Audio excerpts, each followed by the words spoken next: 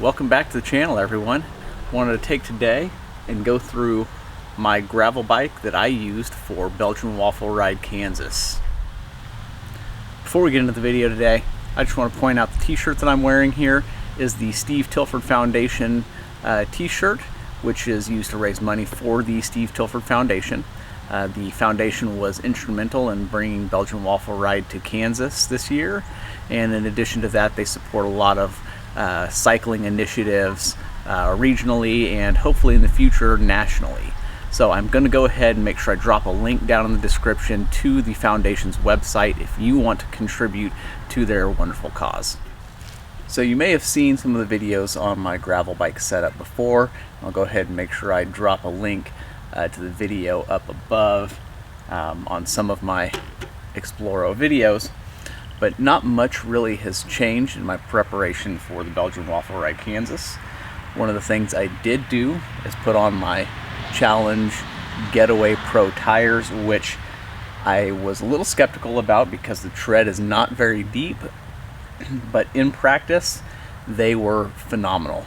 Really fast rolling on the gravel sections and the road sections, and they did not have any punctures or damage during any of the really rough rocky trail sections.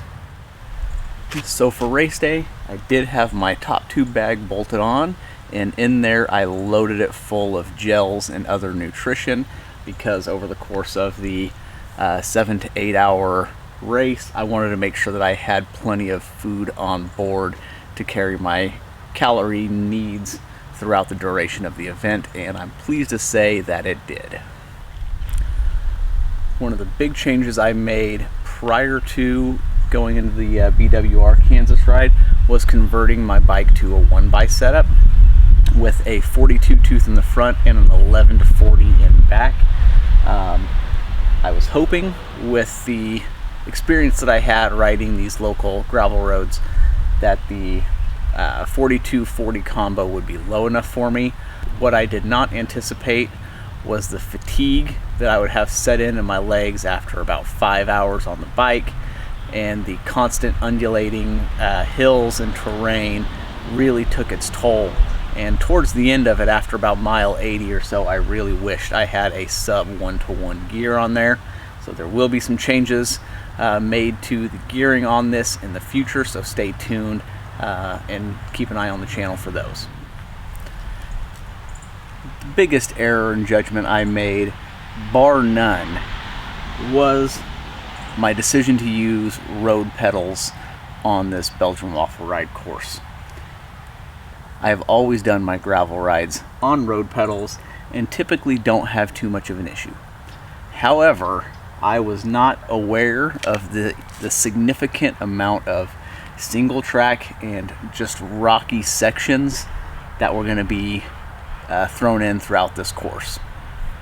There were multiple occasions when I had to get off and walk a considerable distance just because it was mostly unrideable, at least for me.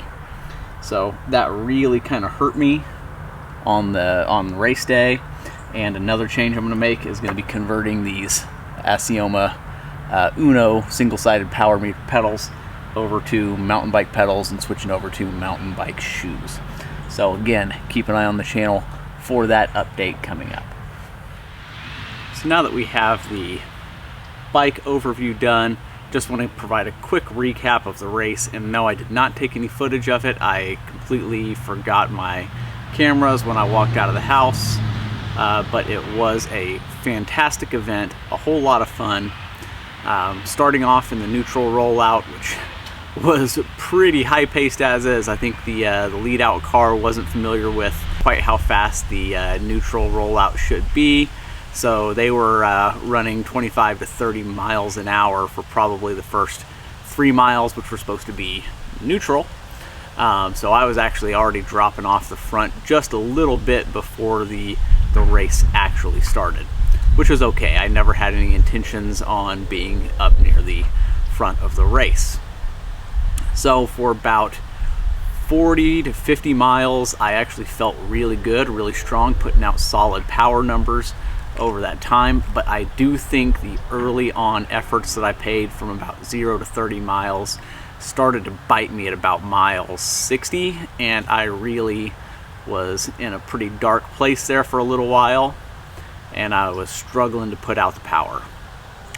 So at about mile 77, I believe, is the first aid station I stopped at. I just blew completely through the first 3 because I just didn't need any aid at that point, and I didn't want to slow down and stop.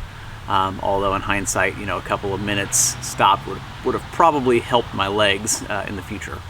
But at the mile 77 aid station, I went ahead and stopped, sat for about 5 minutes, ate some food, took a few drinks, and from there I kind of recovered a little bit. The cyclocross section, the snake farm section of the route, was extremely technical and challenging. There were a lot of people that were walking their bikes and going really slow.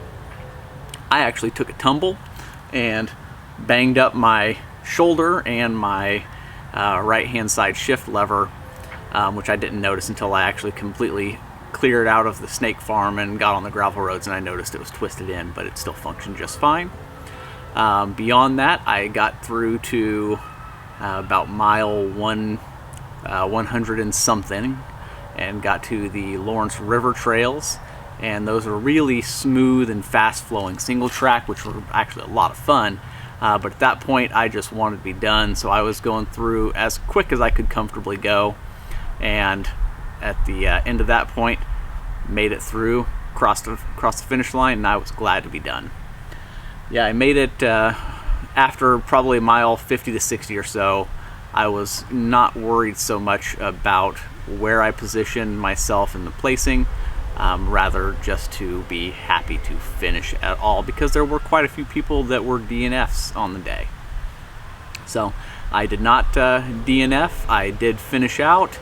Not as happy with my time as what I could have been, but in the future I know I can shave off at least 30 minutes to an hour off my time just from technique alone. So anyway, thanks for watching. Hope you take part in Belgian Waffle Ride Kansas next year. It was a whole lot of fun. And again, if you have questions about Steve Tilford Foundation or want to contribute, go ahead and drop me a comment down there, and I'll let you know how you can do so. Thanks for watching.